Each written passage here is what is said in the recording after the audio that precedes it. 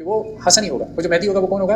اور حسنی والی بالکل بھی صحیح نہیں ہے روایت، یعنی نہ حسنی والی ان کے ہاں امام حسن کی اولاد میں سے ہوگا، کوئی صحیح روایت نہیں ہے. ڈاکٹر صاحب کو ہم چیلنج کرتے ہیں اس پہ، آپ یہ پیش کر سکتے ہیں. اور نہ ہی محمد بن عبداللہ ان کا نام ہوگا، نہیں، ایسا ایک بھی ان کے ہاں صحیح روایت نہیں ہے. اولاد حسن میں سے ہوگا، اولاد حسین میں سے نہیں ہوگا. ان کے تو امام سارے اولاد حسین میں سے ہیں، حسنیوں کو تو انہوں نے سائڈ پہ لگا دیا. سائڈ پہ لگا، چونکہ ہمارے منصوص ہے. ٹھیک ہے، یہ ایسا نہیں ہے کہ نبوت جو ہے وہ حضرت یوسف کی بجائے ان کے بھائیوں سے چلی ہو تو انہوں نے حضرت یوسف کو سائڈ پہ لگا دیا، ایسا کوئی عقل مند نہیں کہتا. اعوذ باللہ من الشیطان الرجیم، بسم اللہ الرحمن الرحیم. تمام ناظرین کی خدمت میں السلام علیکم ورحمۃ اللہ. ناظرین، ڈاکٹر زبیر صاحب اہل حدیث ایک عالم دین ہے، نہایت ہی مؤدب اور مہذب عالم دین ہے. انہوں نے امامت کے حوالے سے ایک سلسلہ وار گفتگو کی، اور تشیع کا جو نظریہ امامت ہے اس کے اوپر انہوں نے بہت سے اعتراضات وارد کیے. ہم انشاءاللہ تفصیل سے اب ان کے جوابات آپ کی خدمت میں عرض کریں گے. فی الحال ابتدائی طور پر ہم جس موضوع پر کلام کرنا چاہ رہے ہیں وہ ہے امام مہدی کے حوالے سے ان کی گفتگو. 1 گھنٹہ 13 منٹ ان کی گفتگو ہے امام مہدی کے حوالے سے، پوری آپ کی خدمت میں چلائیں گے. ایک ایک مقام پہ چاہے ہمیں کئی قسطوں میں اس کا جواب دینا پڑے، ہم آپ کی خدمت میں جواب عرض کریں گے. چلتے ہیں ان کی گفتگو سنتے ہیں، پھر انشاءاللہ ہر مقام پر جہاں پر بھی ان کا کوئی اعتراض ہوگا ہم ان کی خدمت میں جواب عرض کریں گے. ایسا نہیں ہے کہ بھئی آپ نے ہماری فلاں بات کا جواب نہیں دیا، فلاں بات کا جواب نہیں دیا، یا فلاں چیز رہ گئی آگا فلاں چیز رہ گئی. یعنی جو ہمارے جتنے بھی برادران تشیع یا برادران اہل تسنن ہیں وہ دیکھیں گے کہ ہم ان کی ہر ایک بات کے اوپر انشاءاللہ جواب عرض کریں گے. تو آج ہمارا جو موضوع ہے وہ ہے امام مہدی کا جو کانسیپٹ ہے اہل تشیع میں، کیونکہ ان کے یہاں 12 ائمہ کا تصور ہے. 12 ائمہ میں سے 12ویں امام کے بارے میں ان کا کہنا یہ ہے کہ وہ مہدی ہیں. اسے وہ امام غائب بھی کہہ دیتے ہیں، جو غائب ہیں 1150 سال سے. امام منتظر بھی کہہ دیتے ہیں. تو ان کی جو کتاب ہے اصول کافی، اس میں کافی کچھ روایات موجود ہیں. اس کے علاوہ دیگر جو شیعہ مصادر ہیں ان میں بھی مہدی کے بارے میں کافی روایات موجود ہیں، اور کافی خوفناک اور ہولناک قسم کا کانسیپٹ، کافی خوفناک اور ہولناک قسم کا کانسیپٹ موجود ہے. اب اس کی وجہ کیا ہے کہ وہ خوفناک بھی ہے ہولناک بھی ہے، وہ آپ وجہ سماعت فرمائیے. پھر انشاءاللہ ہم جب اہل سنت، چونکہ ابھی یہ ہیڈ لائنز بیان کر رہے ہیں، آگے یہ تفصیلات میں آئیں گے اور ہم بھی انشاءاللہ نہایت تفصیلات میں جائیں گے اور پھر بتائیں گے کہ ہولناکی کیا ہوتی ہے، خوفناکی کیا ہوتی ہے، اور کس کے مذہب میں اس عقیدے کے متعلق خوفناکی اور ہولناکی پائی جاتی ہے. یعنی ان ساری روایات کو اگر آپ سامنے رکھیں تو محسوس یہ ہوتا ہے کہ اس زمانے میں تو بنو امیہ تھے، تو بنو امیہ کو قتل کرنے کے لیے مہدی نے آنا تھا. اب تو وہ بنو امیہ تو رہ نہیں گیا، تو ظاہری بات ہے بنو امیہ کون بنیں گے؟ جو ان کا مخالف فرقہ ہے. اور پھر ایسی روایتیں کہ بنو امیہ نہیں رہ گیا. ہاں، بنو امیہ اگر آپ کہیں سیاسی طور پر لیڈر کے عنوان سے یعنی ان کی حکومت ہو، نہیں، ایسا اس وقت موجود نہیں ہے. لیکن خود بنو امیہ کی فکر کا موجود ہونا یہ موجود ہے. بنو امیہ کی فکر موجود ہے، اور وہ مخالف اس وقت بھی اہل بیت کے مخالف تھے، آج بھی اہل بیت کے مخالف ہیں. حتیٰ وہ نسل تک بنو امیہ کی موجود ہے. مطلب چیٹ جی پی ٹی سے ہم نے جب یہ پوچھا، اگر سفر نشون پہ دی، ہم نے پوچھا کہ کیا بنو امیہ اور بنو عباس آج بھی موجود ہیں؟ کہتے ہیں ہاں، تاریخی طور پر بنو امیہ اور بنو عباس بطور حکمران خاندان ختم ہو چکے ہیں، لیکن ان کی نسلیں آج بھی مختلف شکلوں میں موجود ہیں. بنو امیہ کی خلافت 750 میں عباسی انقلاب کے بعد ختم ہو گئی تھی. البتہ ان کے کچھ افراد اندلس اسپین جا کر وہاں حکومت قائم کرنے میں کامیاب ہوئے، جس بعد میں ختم کر دیا گیا. آج ان کی اولاد مختلف عرب اور دیگر علاقوں میں پائی جاتی ہے، مگر کسی سیاسی طاقت کے طور پر نہیں.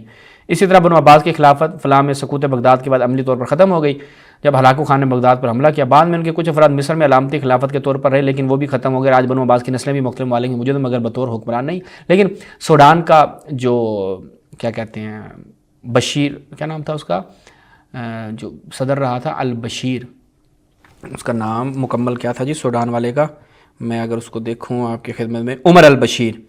ٹھیک ہے، عمر البشیر جو سوڈان کا وہ رہا، وہ عباسی خاندان سے تھا.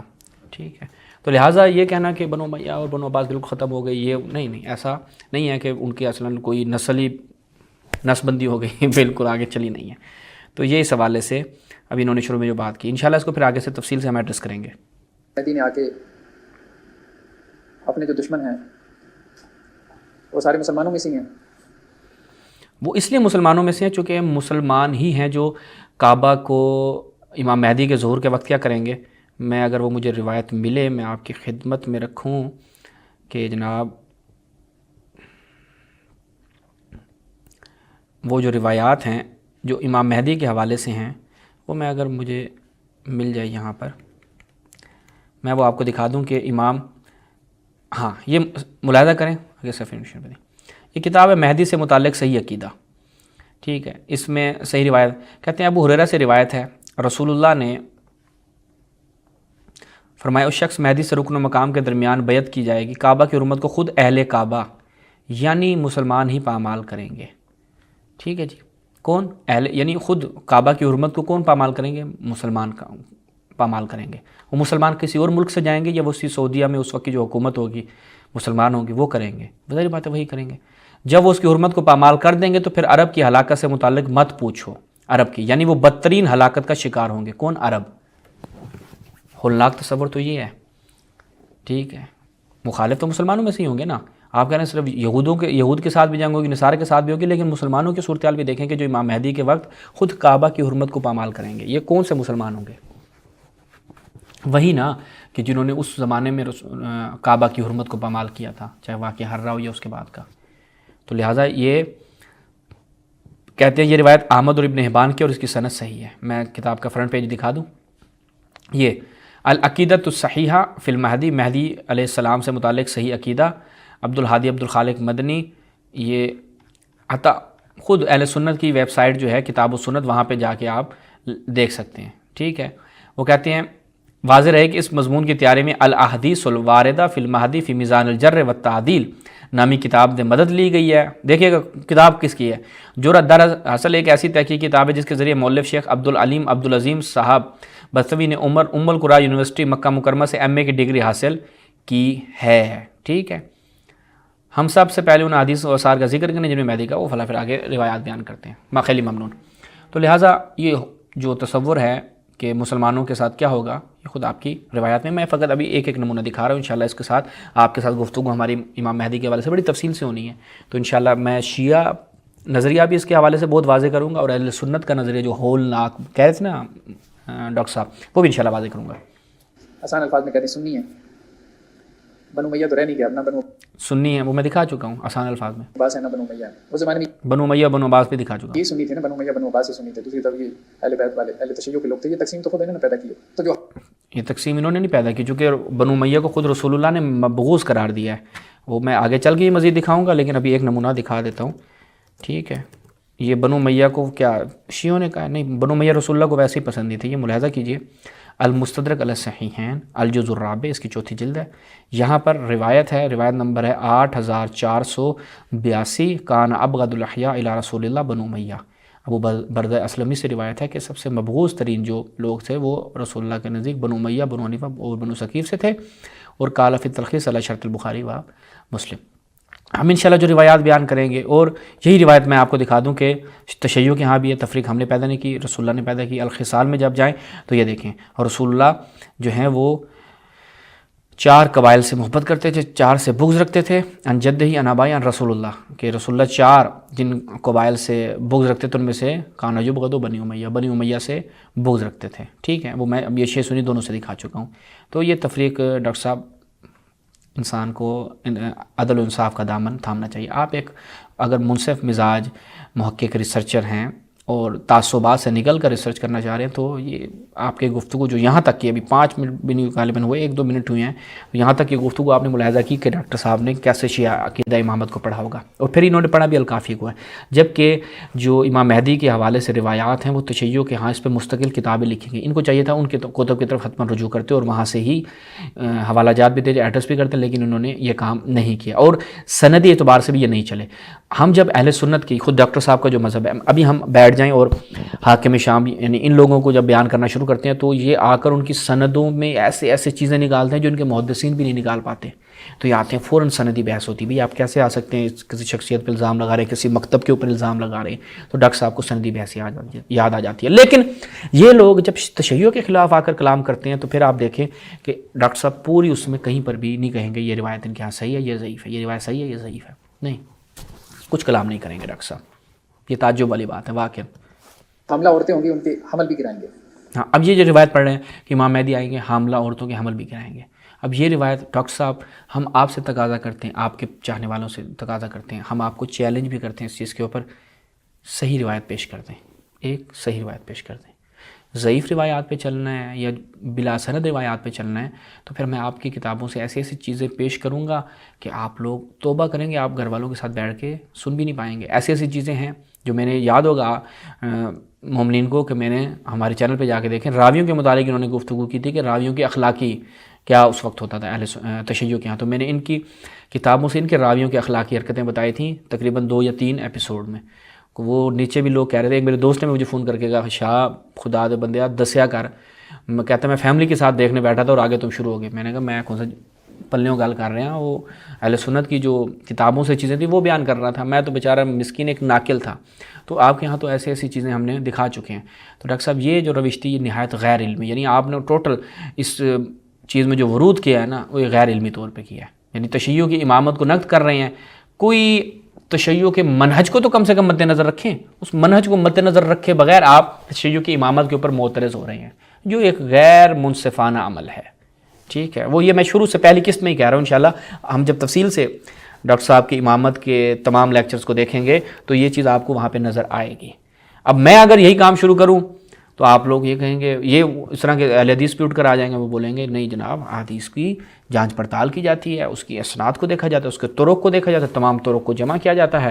12 منافقین والی جو روایت ہے، آپ وہی ڈاکٹر صاحب کا کلپ اٹھا کے دیکھ لیں، کیا کرتے ہیں جس صحیح مسلم کی روایت ہے، سند کو کچھ نہیں کہہ سکتے تھے، کہتے ہیں جی یہ دیکھیں، اب ان کی اپنی دیکھیے گا، کہتے ہیں جی یہ صحیح مسلم کی روایت ہے، لیکن اس کے نا دیکھیں گے امام شعبہ سے اس کے فلاں غندر ایک شاگرد ہے، فلاں ایک اور شاگرد ہے، وہ یوں نقل کر رہے ہیں، اس میں سے جو اس کا اثبت اور کیا کہتے ہیں سب سے زیادہ اثبت شاگرد ہے وہ غندر ہے، وہ یہ نقل کر رہا ہے، اس میں امت ہی ہے، اس میں اصحاب کے الفاظ نہیں ہیں کہ فی اصحابی، اس نشر منافق والی بات نہیں ہے، بلکہ وہاں پر فی امت ہی ہے۔ یعنی یوں آ کر جناب یہ لوگ چلیں گے، لیکن تشیع پہ جب اعتراض کرنا ہوگا، تشیع کو نقد کرنا ہوگا، آپ کے سامنے حالت دیکھ رہے ہیں، ابھی آپ خود بھی ملاحظہ کریں گے، اس طرح کا کچھ آپ کو نظر نہیں آئے گا۔ یعنی باقی تو قتل کرنا وہ تو ہے ہی ہے نا۔ اور یہ قتل و غارت میں آپ کی انشاءاللہ ان کی کتابوں سے دکھاؤں گا کہ امام مہدی جب آئیں گے تو وہ کیا کریں گے، کیسی کیسی قتل و غارت کریں گے، تو وہ انشاءاللہ دیکھیں گے۔ اور دوسری بات ہے قتل و غارت، جب عدل و انصاف سے ایک حکومت کو بھرنا ہے تو کیا اس میں قتل و غارت نہیں ہوگی؟ کیا اس میں کیا جائے گا؟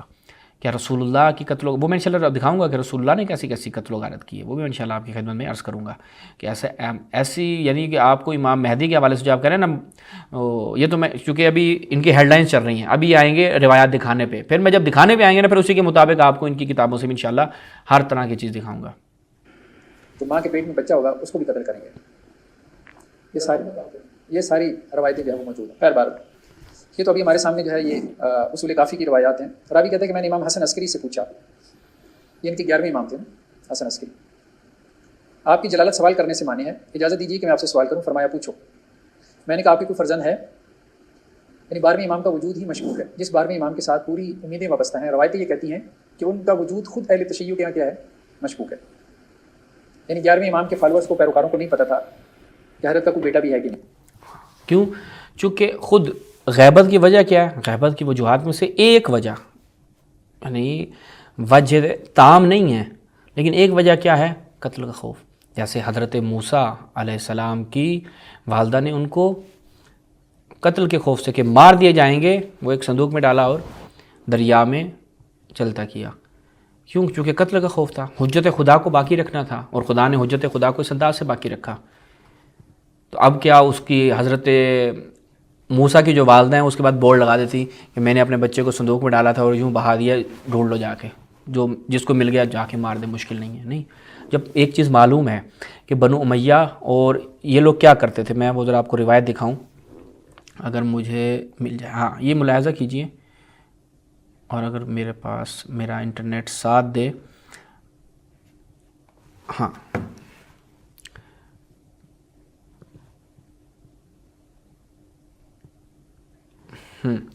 تو آپ کی خدمت میں عرض کروں کہ میں انشاءاللہ وہ روایت دکھاتا ہوں آپ کو کہ بنو امیہ کا کیا رویہ تھا، بنو عباس کا کیا رویہ تھا۔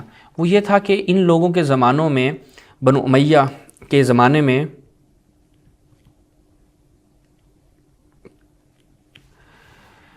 اہل بیت کے اوپر کیا کیا ظلم ڈھائے گئے.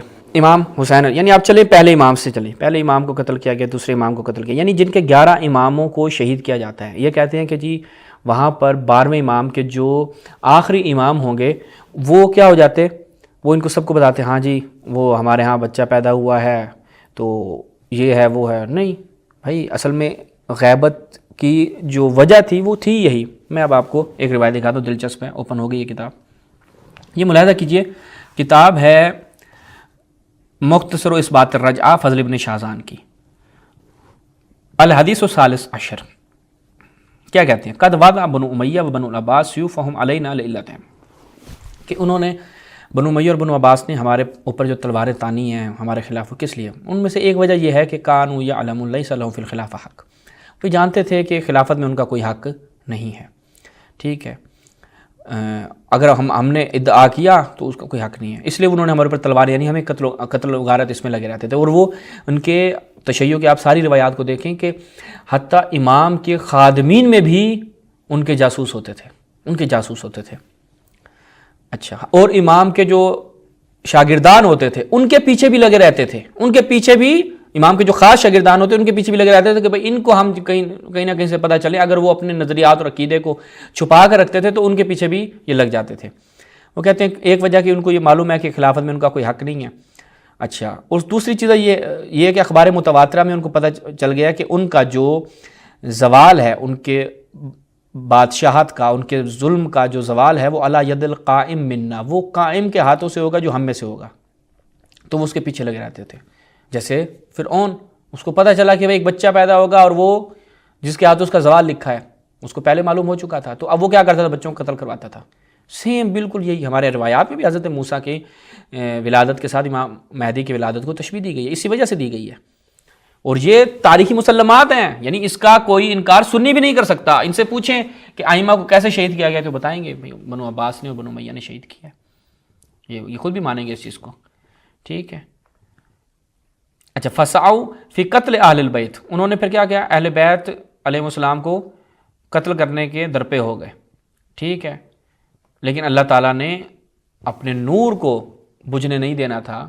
وہی ہے کہ جو اپنے نور کو روشن کیے رکھتا ہے, تو خداوند متعال نے اہتمام کیا. تو یہ ایک روایت تھی جو اس مسئلے کے متعلق تھی. اور بھی میرے خیال میں اگر مجھے یہ ملاحظہ کیجئے, یہ دیکھیے گا التنکیل مولمی یمانی کی التنکیل, یہ کیا کہتے ہیں, وہ کانوا بنو فاطمہ فی عصر تاسیس المذاہب مستحدین, کہ جو بنو فاطمہ ہیں وہ فی عصر جب مذاہب کی تاسیس ہو رہی تھی وہ نہایت ہی سختی کے عالم میں تھے, کرفیو کا عالم تھا ان کے اوپر, اور وہ اپنے نفوس پر خائف علی نفسہ ہی, اور اس قدر خوف کا عالم تھا کہ وہ علوم کو اس انداز سے نشر کرنے میں متمکن, یعنی ان کو قدرت حاصل نہیں تھی جس انداز سے سزاوار تھا, اس طرح سے وہ اس کو پھیلا نہیں سکے. کیوں؟ چونکہ ان کو بنو عباس اور بنو امیہ نے کس قدر جاسوسی کے عالم میں رکھا ہوا تھا. میں اس کو ایک تو اور بھی روایت دکھاؤں, یہ جو کیونکہ ایک شبہ لوگوں کے ذہن میں ڈال رہے ہیں کہ جناب کہ کیسے ہو سکتا ہے بھائی وہ اپنے لوگوں سے بھی چھپایا ہوا تھا. میں دکھاتا ہوں, یہ ملاحظہ کیجئے, یہ رجال ابو عمر کشی ہے, جلد 4 میں اس کی. میں فقط ایک نمونہ دکھا رہا ہوں, اس پہ بے شمار روایات ہیں. آگے سفر نشون بھی دی, سفر ہو گئے نشون بھی دی. ہاں, رجال ابو عمر کشی, اس میں داؤد بن ضربی کی روایت کیا ہے. کہتے ہیں داؤد رکی کا بیان ہے, میں ایک دن امام صادق علیہ السلام کی خدمت میں حاضر ہوا. ٹھیک ہے جی, اور آپ سے پوچھا کہ وضو میں چہرے اور ہاتھوں کو کتنی بار دھونا چاہیے. امام نے فرمایا اللہ نے ایک بار دھونا فرض کیا ہے, اور رسول اکرم نے ایک بار اضافہ, جو شخص 3 بار دھوئے اس کی نماز باطل ہے. یعنی 3 دفعہ دھونے سے نماز کیا ہو جاتی ہے, باطل ہو جاتی ہے. ابھی یہ ہاں اچھا جی, اب یہ بات مکمل ہوئی تھی کہ داؤد بن ضربی امام کے پاس آئے اور مکان کے گوشے میں بیٹھ گئے. انہوں نے بھی امام سے وہی مسئلہ پوچھا وضو کا, کچھ دیر پہلے میں نے پوچھا تھا. امام نے فرمایا وضو میں ہر عضو کو 3 بار دھونا چاہیے. پہلے کیا فرمایا 3 بار دھونے سے باطل ہو جاتے, اور یہاں پہ کہا 3 بار دھونا چاہیے, اور جو بھی کام دھوئے اس کی نماز باطل ہے. کہتے ہیں یہ متضاد گفتگو سن کر میرا وجود کانپنے لگا, جو یہ اہل سنت بھی آج اس کا مذاق بناتے ہیں. اب دیکھیے گا روایت, اور قریب تھا کہ شیطان مجھے گمراہ کر دیتا کہ اچانک امام نے غصے کی نگاہ سے میری جانب دیکھا اور فرمایا داؤد ہوش و حواس میں رہو، یہ حق کو کفر اور گردنوں کے کٹنے کا مقام ہے۔ ظاہری بات ہے انسان کے منحرف ہونے میں کتنا ٹائم لگتا ہے۔ پھر ہم امام کی خدمت سے اٹھ کر ابن ضربی کے مکان پر آئے اور اس کا مکان مسور دوانکی کے باغ کے ساتھ ملک تھا۔ اتفاق سے منصور کو کسی مخبر نے یہ اطلاع دی تھی کہ ابن ضربی شیعہ ہے اور امام صادق کے پاس آمد و رفت رکھتا ہے۔ منصور نے کہا میں جعفر صادق کے وضو کے طریقے کو جانتا ہوں اور میں کسی مناسب موقع پر ابن ضربی کو وضو کرتا ہوا دیکھوں گا اور اس کا وضو جعفر صادق کے وضو کے مطابق ہوا تو اسے قتل کر دوں گا۔ اور آج جب ہم ابن ضربی کے مکان پر جا کر بیٹھے تو کچھ دیر بعد ابن ضربی نے وضو کیا اور امام کے فرمان کے مطابق اس نے اعضائے وضو کو 3 بار دھویا، اور ادھر باغ کی دیوار بن رہی تھی اور منصور اس تعمیر کا معائنہ کر رہا تھا۔ اس نے دیوار کے پاس کھڑے ہو کر جب ابن ضربی کا وضو دیکھا تو ایک غلام اس کے پاس بھیجا اور اسے حکم دیا کہ ابن ضربی کو ہمارے پاس لاؤ۔ دروازے پر دستک ہوئی، جب ابن ضربی نے دروازہ کھولا تو منصور کے غلام نے ان کا حکم سنایا۔ ابن ضربی فوراً منصور کے پاس چلا گیا، اسے دیکھ کر منصور نے کہا ابن ضربی مجھے تیرے متعلق لوگوں نے بدگمان کرنے کی کوشش کی اور مجھے بتایا کہ تم شیعہ مذہب سے وابستہ ہو۔ میں نے ایک عرصے سے موقع کی تلاش میں تھا، آج میں نے تجھے اپنی آنکھوں سے وضو کرتے دیکھا جس سے مجھے یقین ہو گیا۔ اب امام نے اسے کہا تھا تم نے اس طرح سے وضو کرنا ہے، کیوں؟ اس کی جان کی حفاظت کے لیے۔ جیسے حضرت عمار یاسر کو پکڑ لیا گیا اور کہا کہ بتوں کو اچھا کہو، اللہ کے رسول کو برا بلا کہو۔ انہوں نے کہا جب رسول کے پاس ہے تو رسول نے کہا کہ پھر دوبارہ جب تمہیں پکڑا جائے تو پھر ایسا کرنا، بتوں کو اچھا کہنا، مجھے برا بلا کہنا، کیوں؟ چونکہ جانتے تھے اس کی ایمان کی حالت یہ ہے۔ اب اگر وہ ایک ایسا عمل کرتا ہے تو اس سے عمل سے وہ بندہ دائرہ اسلام سے خارج نہیں ہوگا۔ اسے کہتے ہیں تقیہ، جو اہل سنت اور اہل تشیع دونوں کے ہاں ہے۔ جس سے مجھے یقین ہو گیا کہ وہ بات غلط تھی، مجھے معاف کرنا، میں نے تیرے متعلق برا ارادہ رکھا۔ پھر اس نے ابن ضربی کے لیے 1,00,000 درہم دینے کا حکم دیا۔ داؤد رکی کا بیان ہے اس واقعے کے بعد میں اور داؤد بن ضربی امام صادق کی خدمت میں حاضر ہوئے اور داؤد بن ضربی نے عرض کیا مولا آپ نے اس دنیا میں ہمارے خون کی حفاظت کی، اسی طرح ہمیں امید ہے ہم آپ کی برکت سے آخرت میں بھی جنت میں جائیں گے۔ امام نے فرمایا اللہ تجھے تیرے بھائیوں کو جنت میں جگہ عطا کر چکا ہے۔ اس کے بعد آپ نے اس سے فرمایا اپنا قصہ داؤد کو بھی بتا دیتا کہ اس کا اضطراب ختم ہو۔ پھر آپ نے داؤد بن ضربی سے فرمایا خطرہ دور ہو چکا ہے، آئندہ اعضائے وضو کو 2 بار دھویا کرو، اور اگر تم نے اس سے زیادہ دھویا تو تمہاری نماز باطل ہے۔ اب یعنی چونکہ تم سے خطرہ دور ہو چکا ہے، اب تم کیا ہے جیسے شیعہ وضو ہوتا ہے بالکل ویسے کرنا ہے۔ تو یہ حالات تھے امام کے اصحاب میں بھی، اس لیے قابل اعتماد افراد کو بتایا جاتا تھا۔ اچھا جی آگے سنیں۔ اس لیے حضرت حسن عسکری جو 11ویں امام جب فوت ہوئے تو 20 فرقے بن گئے اہل تشیع۔ اور حتیٰ یہ خود آپ دیکھیں کہ اس طرح کی چیزیں جو ہیں وہ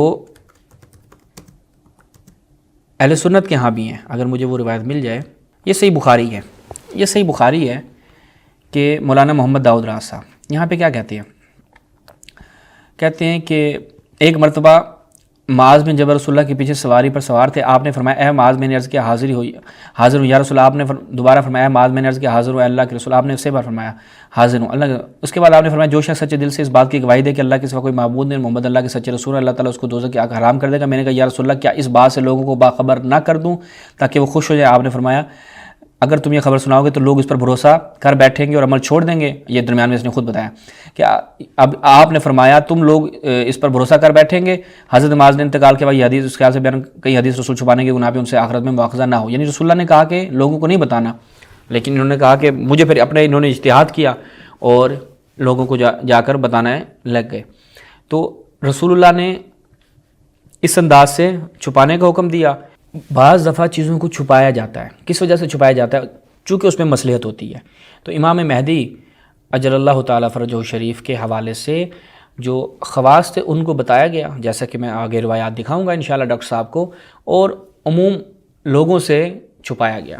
اب دیکھیے گا آگے کیا کہتے ہیں۔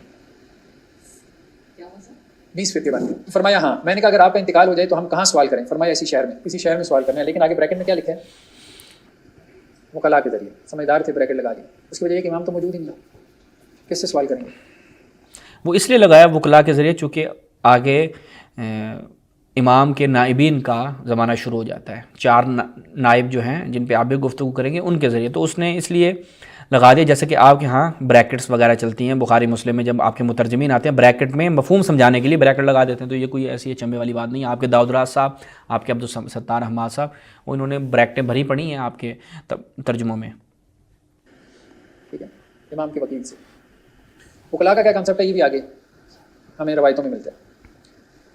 راوی کہتے ہیں کہ امام حسن عسکری علیہ السلام نے خبر دی کہ جب زبیری یعنی یہ عباسی خلیفہ تھا مقتدر عباسی، اس کو قتل کر دیا گیا، تو امام حسن عسکری نے کیا کہا یہ سزا ہے اس کی جو اللہ سے گستاخی کرتا ہے، اس کے اولیاء کے بارے میں اس کا خیال تھا کہ وہ مجھے قتل کرے گا، اور یہ سمجھتا تھا کہ میرا کوئی فرزند نہیں، یعنی عباسی خلیفہ کو بھی نہیں پتہ تھا کہ ان کی کوئی فرزند ہے۔ ظاہری بات ہے کہ عباسی خلفاء سے تو چھپانا تھا. بس اس نے قدرت خدا کو کیسا دیکھا. حضرت کے ایک فرزند پیدا ہوئی ہے جس کا نام آپ نے محمد رکھا. یہ کہتے ہیں کہ اہل سنت کے یہاں بھی تو روایتیں ہیں کس کی؟ مہدی کے بارے میں. لیکن اہل سنت کے یہاں جو روایتیں وہ کیا کہتی ہیں؟ مہدی کون ہوگا؟ محمد بن عبداللہ، محمد بن حسن عسکری. محمد بن عبداللہ کی روایت صحیح نہیں ہے اہل سنت مذہب میں ڈاکٹر صاحب. نہیں، اس کا نام محمد بن حسن عسکری نہیں آتا. محمد بن عبداللہ والی روایتیں جو ہے وہ بالکل صحیح نہیں ہیں آپ کے یہاں. اس پہ میں الگ سے گفتگو کر چکا. ناظرین آپ وہاں پہ جا کے دیکھ سکتے ہیں. ابھی اس گفتگو میں اس کو دوبارہ تفصیل سے بیان کرنے کی ضرورت نہیں ہے. بس ہم اتنا بتا رہے ہیں کہ وہ روایت کوئی بھی صحیح نہیں ہے.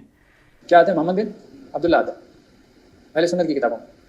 اور دوسری چیز کیا اہل سنت کی کتابوں میں آتی ہے کہ وہ حسنی ہوگا. وہ جو مہدی ہوگا وہ کون ہوگا؟ اور حسنی والی بالکل بھی صحیح نہیں ہے روایت. یعنی نہ حسنی والی ان کے ہاں امام حسن کی اولاد میں سے ہوگا کوئی صحیح روایت نہیں ہے. ڈاکٹر صاحب کو ہم چیلنج کرتے ہیں اس پہ آپ یہ پیش کر سکتے ہیں. اور نہ ہی وہ محمد بن عبداللہ ان کا نام ہوگا. نہیں، ایسا ایک بھی ان کے ہاں صحیح روایت نہیں ہے. اولاد حسن میں سے ہوگا، اولاد حسین میں سے نہیں ہوگا. ان کے تو امام سارے اولاد حسین میں سے ہیں. حسنیوں کو تو انہوں نے سائڈ پہ لگا دیا. سائڈ پہ لگا چونکہ ہمارے منصوص ہے.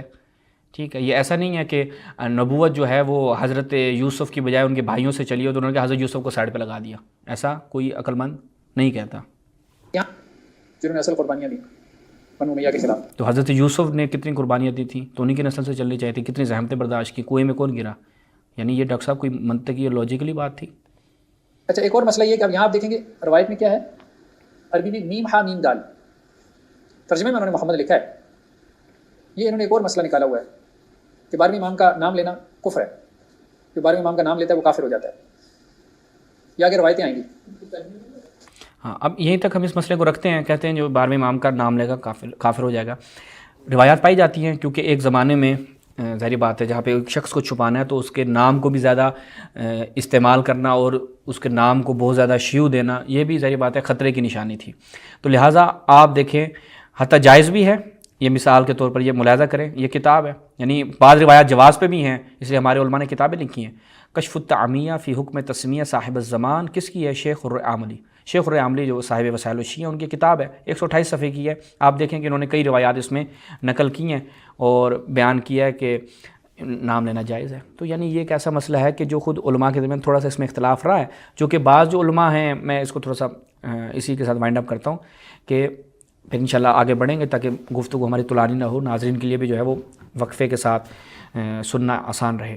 کیونکہ امام مہدی کے حوالے سے جو نام لینے کے حوالے سے جو روایات ہیں وہ مختلف قسم کی ہیں.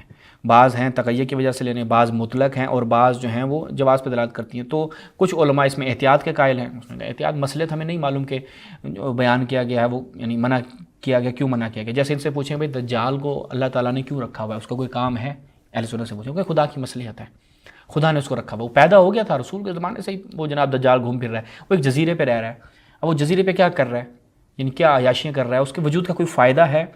یعنی ایک ایسی چیز نہ اس کا کوئی فائدہ نہ کوئی نقصان. آپ کہتے ہیں خدا کی حکمت ہے. جی، تو خدا کی ایسی کئی حکمتیں ہیں. تشیعوں کے ہاں بھی اس حوالے سے امام مہدی کے میں نے کہا نا کہ شیخ الرعاملی اسی کتاب میں 128 صفحے کی کتاب ہے، جا کے مطالعہ کریں. وہ جواز کو ترجیح دیتے ہیں. بعض علماء نے کہا کہ نہیں ہم ان روایات کی طرف جاتے ہیں جو حرمت کو بیان کرتی ہیں. بعض علماء نے کہا نہیں ہم ان دونوں روایات کو دیکھتے ہوئے اس میں احتیاط کریں گے. تو یہ کوئی ایسی چیز نہیں ہے کہ جس سے یعنی جس کو اعتراض بنا کر پیش کیا جائے. اسی میں ہم اکتفا کرتے ہیں. السلام علیکم ورحمۃ اللہ.